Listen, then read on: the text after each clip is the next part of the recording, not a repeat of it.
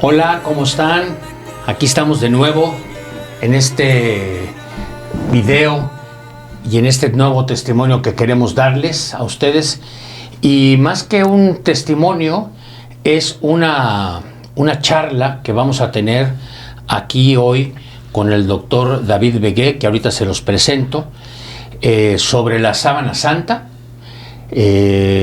lo que la ciencia habla sobre la sábana santa, lo que es la historia del manto de Turín y el misterio de fe que implica la sábana santa para cada uno de nosotros, ¿no? Hoy tenemos, de verdad les digo, a un experto en uno de los objetos más estudiados y al mismo tiempo más misteriosos de la historia, la sábana santa de Turín. David Vegué Corbacho, doctor, originario de Segovia, España, es licenciado en Filosofía y Letras por la Universidad Autónoma de Madrid, maestro en Filosofía y Teología por la Universidad Francisco de Vitoria en Madrid y doctor en Gestión Educativa por la Universidad Anáhuac Mayab de Mérida, Yucatán. Trabaja como profesor de carrera y coordinador de posgrados y educación continua del área de humanidades en la Universidad Anáhuac Mayab de Mérida desde el año 2000. Es misionero permanente de la Federación Regnum Christi y fundador del apostolado Difusores de la Fe. Yo he escuchado la conferencia hace muchos años de David y la verdad he querido compartirla con ustedes por este medio, por lo impactante del mensaje y de los conocimientos que podemos hoy escuchar a través de David. La sábana santa es un lienzo que algunos consideran una reliquia, otros un enigma científico y para muchos un testimonio silencioso de la pasión de Cristo. Hoy queremos acercarnos a la verdad con respeto, con razón y con fe. Querido David, no sé si quieras comentar algunas palabritas antes de que empiece yo a comentar contigo y hacerte las preguntas de esta charla. Claro que sí, pues muchas gracias por la invitación y pues siempre es un honor estar aquí hablando de un tema tan importante, tan interesante, tan apasionante, porque siempre es actualidad, la sábana santa de Turín. Ok, David, bueno, para el que nos escucha por primera vez sobre la sábana santa, quiero que nos expliques qué es exactamente el manto de Turín. Bueno, la sábana santa de Turín es el nombre oficial, aunque aquí, sobre todo en México, he encontrado que le llaman el manto sagrado o el manto de Turín, pero no es un manto, es una sábana. Ok. Es una sábana mortuoria para envolver un cuerpo muerto, un cadáver, y la Academia de Ciencias de París, que fundó Louis Pasteur, después de muchas investigaciones, declaró que es la tela de lino que envolvió el cuerpo muerto de Jesús de Nazaret. O sea, ya está comprobada la identidad de la persona que fue envuelta con esta sábana. Es una sábana fabricada 100 años aproximadamente antes de Cristo y que tenemos todo el rastro perfectamente ubicado de toda su trayectoria desde se cree que fue creada en Egipto hasta actualmente está en Turín. ¿Por qué se llama sábana santa de Turín? Porque reside en esta ciudad de Italia, del norte de Italia, y el rey Humberto II de Saboya, el último rey de Italia, en 1986, en su testamento antes de morir, dejó esa sábana a la iglesia, a la Santa Sede, al Papa, para su custodia porque le pertenecía a la Casa Real italiana. Italia ya no es una monarquía. A mediados del siglo XX se hizo una consulta nacional y votaron que no, que iba a ser una república. No querían al rey, el rey se fue al exilio y antes de morir el rey Humberto II de Saboya le legó la sábana santa al Papa con la única condición de que nunca salga de Turín. Ok. porque Turín llegó a ser la capital de Italia con el rey allá, ¿no? Y allá tiene hecha, ellos la construyeron, una iglesia solo para la Sábana Santa. ¿Y por qué esa condición? Pues fue un regalo, ¿no? Cada quien dice lo que quiere, claro, con los regalos, claro. Es un regalo con vuelta, o sea, con una condición. ¿Por qué? Para que nunca se separe del lugar donde él vivió, porque ahí estaba el palacio real de los reyes de Italia, y ahí está la iglesia que ellos le hicieron, o sea, su legado, o sea, que nunca se olvide la relación que hay entre la Sábana Santa y la Casa Real Italiana. Ok. Entonces allá está. ¿Desde cuándo se tiene una noticia histórica de este lienzo? Bueno, hay que entender, quisiera decir para empezar, que la Sábana Santa de Turín es el objeto material más estudiado de toda la historia. No hay una cosa más investigada, más leída, más escrita, sobre la que más se ha reflexionado, congresos, grupos de investigación de todo el mundo, tanto creyentes como no creyentes, de varias religiones. Bien, por lo tanto, es el objeto número uno de la ciencia, ¿sí? Cualquier persona, sea creyente o no, le debe un respeto, incluso los llamados científicos. Bien, ahora, esto no elimina la discusión, porque frente a la Sábana Santa hay todo tipo de posturas. Bien, ¿por qué digo esto? Porque la pregunta sobre la historia, en qué momento se rastrea en la historia de la Sábana Santa, lo que quiere decir es en qué momento encontramos un escrito, un documento escrito que hable de la Sábana Santa. Bien, a esta pregunta yo te puedo decir que enseguida los 4 evangelios, que son del siglo I, ya está comprobado, tenemos fragmentos, restos de los 4 evangelios y de los documentos del Nuevo Testamento cristiano del siglo I, los 4 evangelios hablan de la Sábana Santa. Claro. Entonces tenemos ya desde el siglo I, enseguida, en el momento en que aparece, ya se está mencionando. ¿Ok? Sin embargo, esto a mí me cuesta mucho saber por qué, porque llevo desde los 15 años, ya tengo 60, llevo 45 años investigando sobre este tema. Desde que cayó en mis manos un libro, La Sábana Santa de Turín, de Manuela Corsini de Ordeig, una periodista italiana, fue como que me quemara el corazón, o sea, fue un tema apasionante. Y no he parado de hablar y de investigar y de dar conferencias y de escribir sobre esto. Bien, me cuesta mucho entender por qué hay personas que afirman que el primer documento escrito de la Sábana Santa, o sea, el primer dato histórico, fue en 1300 en Francia, en Lirey, porque ahí hay una persona que escribe sobre ella. Cuando tenemos datos del siglo I que hablan de la Sábana Santa. Claro, claro. Bien, esto ya depende de la postura personal. Les aseguro que en ciencia, aunque muchos científicos dicen que la ciencia es imparcial, ¿no?, que es objetiva, que les aseguro que también es subjetiva y también depende mucho de la persona que está dando su opinión, dando su punto de vista y incluso de su postura personal ante Dios y la fe. Es un hecho que la mayoría de los científicos están a favor de su autenticidad. Son una pequeña minoría los que siempre la atacan, la critican, dicen que es falsa y aunque tengan las pruebas, las evidencias delante de ellos, jamás, porque es una decisión personal, jamás van a decir que es válida. Ni un solo dato. No son capaces de reconocer ningún dato que otros miles de investigadores ya han aceptado. Claro. ¿Okay? Entonces eso ya no es científico, eso ya es una causa personal. Así es. Oye, David, ¿por qué tanto interés entre los científicos y los creyentes?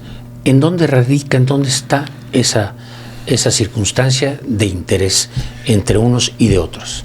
Lo que pasa es que la ciencia y la fe se necesitan. No son enemigas, como mucha gente cree, que ciencia y fe están peleadas y que no se llevan y que es imposible, que son irreconciliables.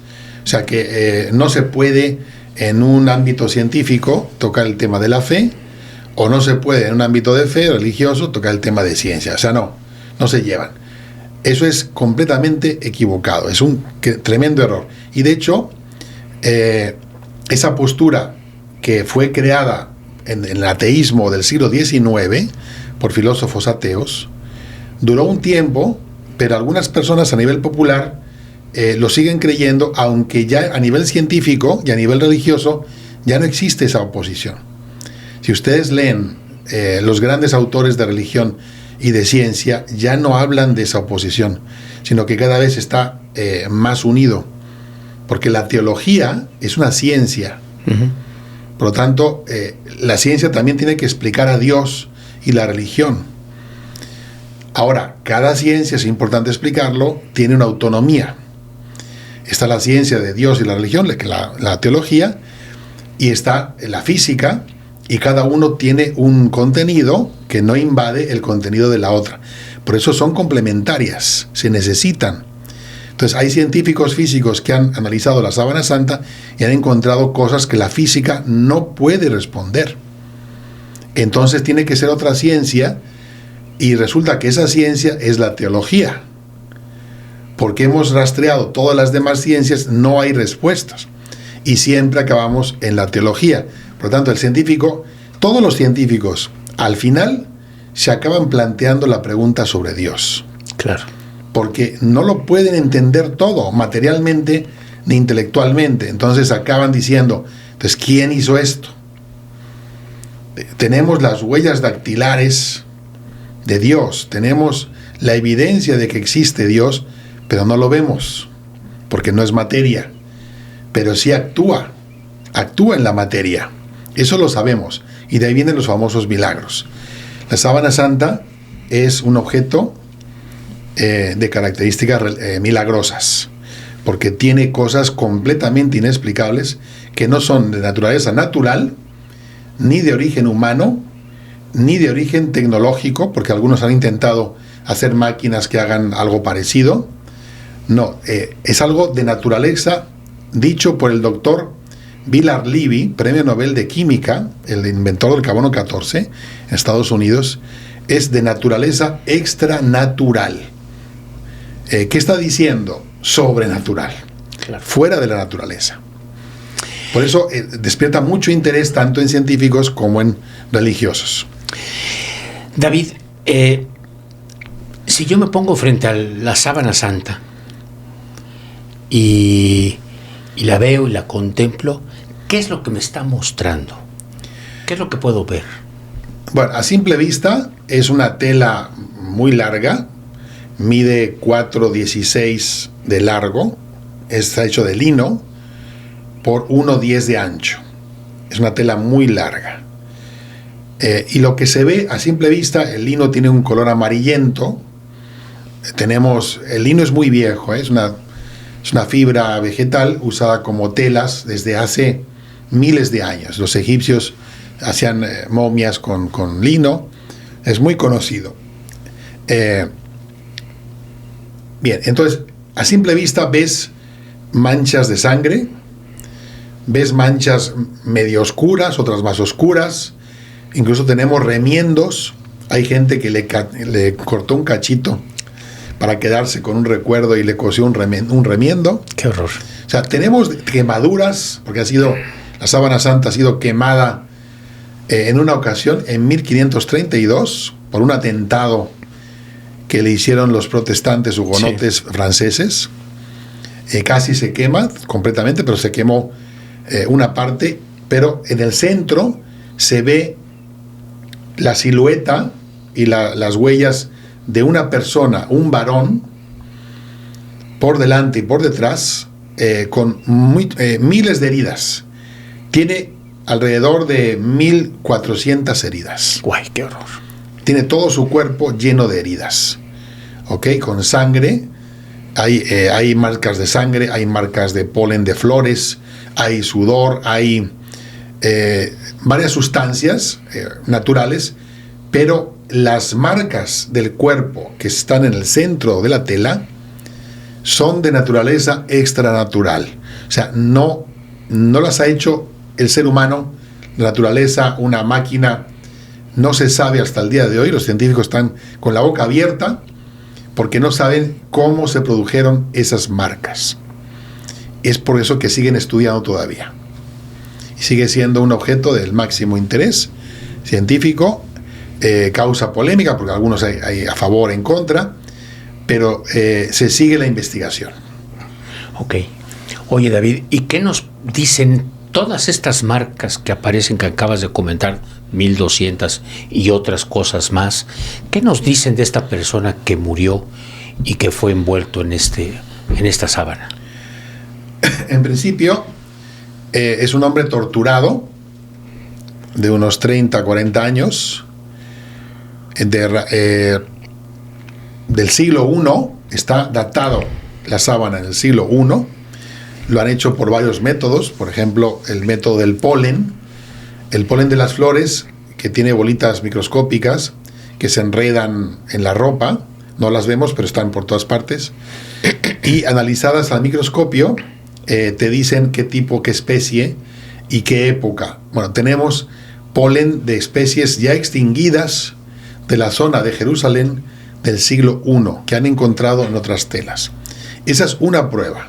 Además, pruebas que han hecho personas que no son cristianas, como el doctor Abinoam Danim, de la Universidad Hebrea de Jerusalén, él es judío, y él encontró ese tipo de polen. Bueno, tenemos también, ese varón ha sido torturado, ha sido latigado, ese varón ha sido crucificado, tiene heridas de clavos de 25 centímetros de largo en las muñecas, en las dos muñecas y en los pies. Y ha sido alanceado, le han atravesado el costado con una lanza hasta el corazón y ha salido todo el líquido cardíaco, sangre con suero, que es el famoso agua.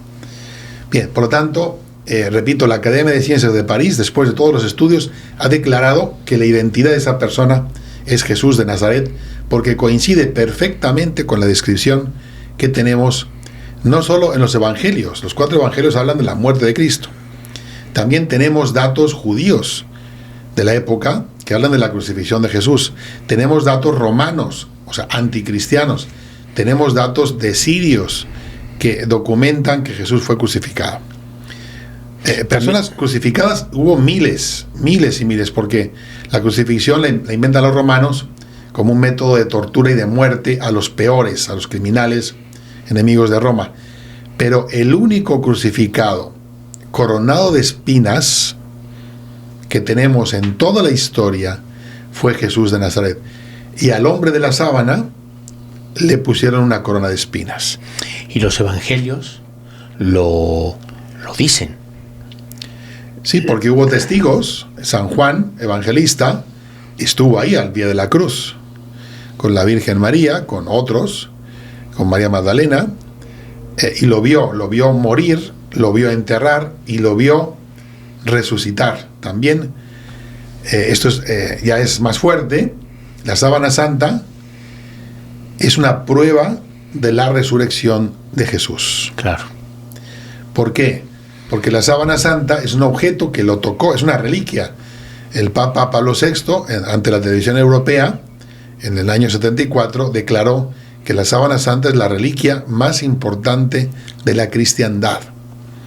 Entonces, es una reliquia, es un material científico, es un material de fe, es un milagro, es una prueba, pero es todo. Por eso es tan interesante y no se para de investigar desde todos los puntos de vista. Entonces, la sábana santa es un disparador de la fe. Me imagino que se han hecho, como tú acabas de comentar hace rato, muchísimos estudios. ¿Qué tipo de estudios se le han hecho a la sábana? Bueno, podemos decir que el momento de los estudios comenzó en 1898, cuando se inventa la fotografía tradicional, ¿no? Donde había un rollo, una película, y después había que tener mucho cuidado para sacarlo sin luz y revelarlo en un laboratorio con elementos químicos de plata muy complicado. Y se ponía en papel la imagen, se secaba, un negativo, un positivo.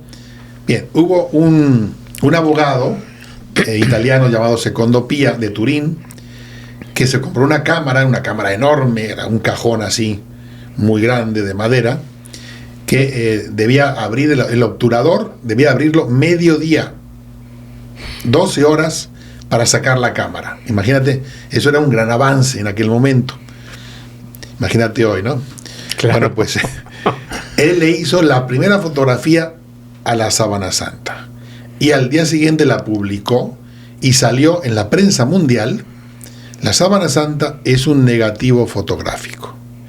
En ese momento, 1898, la comunidad científica se empezó a interesar por la Sábana Santa. Imagínate el golpe, o sea, ¿cómo que negativo? A ver, explícamelo, ¿no? Así es. Hasta ese momento existía, se conservaba, tenemos el rastro perfectamente ubicado, pero digamos que el interés científico no existía. Había un interés de fe cristiano, porque a veces se sacaba, se exponía al público, la gente rezaba, lo tocaba, pues como la Virgen de Guadalupe. Sí. De hecho, la Virgen de Guadalupe se dice que es el equivalente a la Sábana Santa, o al revés, con la Virgen y con Jesús, porque son dos imágenes milagrosas que no sabemos cómo se hicieron y que están estudiándose, ¿ok? Por lo tanto, en 1898 empieza la comunidad científica a investigar y empiezan a hacer los primeros proyectos de investigación, los primeros congresos, las primeras publicaciones. Otro momento fue en 1973, cuando un equipo internacional multidisciplinar que se llama equipo STURP, en inglés Sociedad de Estudio de la Sábana Santa, llegó a Turín con equipos técnicos de rayos X, de ultravioleta, de físico, químico, etcétera, con especialistas de todo el mundo, y estaban convencidos de que iban a demostrar en 3 horas que era falsa. Uh-huh. ¿Por qué llegaban? Porque ya había revuelo, ya la gente quería, vamos a hacer las investigaciones para ver si sí, si no. Entonces ellos estaban convencidos, venían mayormente de Estados Unidos, para declarar que era falsa. Bueno, pasaron 3 horas, se quedaron extrañados, otras 3 horas, y así fueron retrasando. Estuvieron 5 días sin descansar, se iban turnando, comer, dormir, 5 días sin parar. Le hicieron alrededor de 30,000 estudios. Guay. Entre fotografías, tomas de lo que sea, de rayos X, de ultravioleta, de físico, químico, pruebas, quitar, poner, sin parar. No terminaron, de hecho, hasta el día de hoy siguen investigando. En este momento no se hizo la prueba del carbono 14, fue posterior, ¿verdad? No. Está en 1988, de repente, la comunidad científica empezó a decir que había pasado muchas pruebas, pero que la prueba definitiva era el carbono 14. ¿Ok? Que es una prueba que se suele hacer a objetos desenterrados, objetos muy antiguos, ¿verdad? Para dar su datación aproximada. Bien, y entonces le pidieron al Papa la autorización y el Papa dijo que sí, Juan Pablo II. ¿Ok? Entonces fueron 3 laboratorios de 3 países, laboratorios muy prestigiosos, de Tucson en Arizona, Estados Unidos, en Suiza, me acuerdo ahora, de Berna, y luego en Inglaterra, Oxford. Tomaron supuestamente 3 muestras, le cortaron 3 cachitos a la tela, hicieron todo un protocolo, no se podían comunicar y entregaron los resultados, ¿no? Y al final salió en televisión, salió en todos los medios, anunciaron que la Sábana Santa era falsa. Hasta un monseñor, que era el monseñor que la guardaba, dijo, ya, se acabó la polémica, ya es falsa, se acabó. Yo me acuerdo aquí en México, Zabludovsky hizo la noticia, dijo la noticia, es falsa la Sábana Santa. Así, pues, obviamente era el noticiero de los noticieros, ¿no? En aquel entonces. Sí, en todo el mundo se regó la noticia rapidísimamente y te aseguro que hasta el día de hoy la mayoría de personas creen que es falsa. De hecho, cuando sacas... ¿Por esa noticia? Sí, sacas el tema, se quedaron con esa noticia y nunca más volvieron a saber o investigar. Digo, hay personas que sí han visto típicos documentales de Discovery, de estos que están en redes sociales o en medios, aplicaciones, o han leído y ya saben un poco más. Pero la inmensa mayoría se quedó con esa noticia. No que el carbono 14 ya demostró que era falsa. No. La respuesta científica es no. ¿Por qué? Hay varias razones. Y esto, les aseguro, sí se ha publicado, pero no se ha publicado o nos han difundido tan grandemente como lo negativo. O sea, la primera noticia, que era falsa. Bien, nada más digo, aclaro, la comunidad científica actualmente aprueba la autenticidad. A pesar del carbono 14, se sigue sustentando porque todas las pruebas, todas las demás pruebas indican que es del siglo I, de la época de Jesús, y es Jesús de Nazaret la persona que envolvió la sábana. Todas las demás menos esa. ¿Por qué no? Porque hubo fallas, se hizo mal, y además no era la prueba, no es la prueba definitiva como lo pintaron.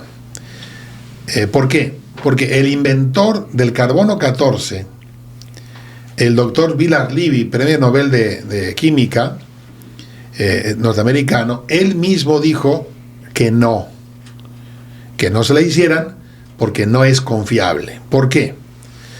Bien, las pruebas no son absolutas, las pruebas son creadas por el ser humano. Claro. El ser humano no es absoluto, por lo tanto no hay que considerar una prueba como definitiva o absoluta. Eso de plano fue un error, convencer a la gente de que iba a ser una prueba definitiva o absoluta. Y de repente se inventa algo o aparece un nuevo aparato y puede salir lo contrario. Y tiene un margen de error. Todos los experimentos, todas las pruebas tienen margen de error. Bueno, pero ¿por qué dijo este creador del carbono 14 que no? Porque él dijo, esa prueba es muy confiable en objetos que han sido desenterrados, por ejemplo, un hueso de mamut, que ha estado miles de años enterrado y de repente lo sacas y en ese momento hacer la prueba y te da muy confiable. Más o menos 50 años. Sí, es ¿sí? Realmente nada. Muy confiable. Pero él dijo, la sábana santa es un objeto que no ha sido desenterrado, que no ha sido guardado, que ha sido expuesto, ha sido tocado, ha sido besado, le ha caído cera, velas, el sudor, la gente leída, el calor, ha sufrido un incendio que ha recargado el carbono, porque el incendio produce carbono, la fibra, está llena de carbono enriquecido. O sea, no es confiable y no le hicieron caso. Si al inventor de la prueba, que es el que más sabe, no le hacen caso, ya empezamos mal. ¿Ok? Bueno, pero esa no fue la única. Bueno, ¿cuál fue el dato que sacaron? La prueba no es, la sábana no es verdadera, es falsa, porque es del 1270 a 1350. O sea, es de la Edad Media. Bien, eso fue lo que dijeron, no es del siglo I. Bien, segundo dato. El director de la prueba, el doctor Michael Tait, el director del Museo Británico de Londres, se encargó de dirigir la prueba y de coordinar que todo fuera según el protocolo científico, para que fuera imparcial. Primero, no se dieron cuenta, cometieron un gravísimo error. La muestra que tomaron, no la tomaron de la sábana, la tomaron de un remiendo. Válgame Dios, qué horror. Tiene varios remiendos. No se dieron cuenta, porque tiene el mismo color. Y tomaron la muestra de un remiendo medieval. Obvio sale esa información. Por lo tanto, esos resultados salieron de acuerdo al remiendo, que sí fue guardado y sí tiene el margen de error. ¿Ok? Segundo. Tercero, el director escribió una carta cuando se dio cuenta no solo de ese error, se cometieron muchísimos errores. Los laboratorios tenían prohibido comunicarse, se estuvieron comunicando a cada rato. Se pusieron de acuerdo en los resultados. Totalmente subjetivo el resultado. Eso no es científico ni imparcial. Entonces, y un montón de cosas más, que aquí estoy resumiendo porque si no estaría esta mañana hablando. Bien, pues escribió una carta a los medios diciendo: yo personalmente no creo en la validez de los resultados porque hubo fallos, creo que la sábana santa es verdadera. Y esa carta no la publicaron, no le hicieron caso. Entonces, tal parece como que hay un interés de algunas personas muy poderosas, ¿sí?, de hacer creer a la gente que es una pieza falsa, cuando la mayoría de la comunidad científica está a favor de la autenticidad. ¿Ok? Incluso, ahí les va un dato, en 1997 sufrió el segundo atentado, la sábana. La sábana, como es una prueba material de la resurrección de Jesús, porque tiene unas huellas que son producto de su resurrección, unas huellas de luz y calor, de naturaleza extranatural, de una luz y un calor que alcanzó una temperatura de 1.300.000 grados en el momento de la resurrección. El cuerpo de Jesús se convirtió en luz y calor durante 0.2 décimas de segundo. No llegó ni a un segundo, muy poco tiempo, así, un flachazo. Y esa luz y calor tan grande, tan fuerte, hizo como una especie de fotocopia en el interior nada más. No atravesó el otro lado de la sábana.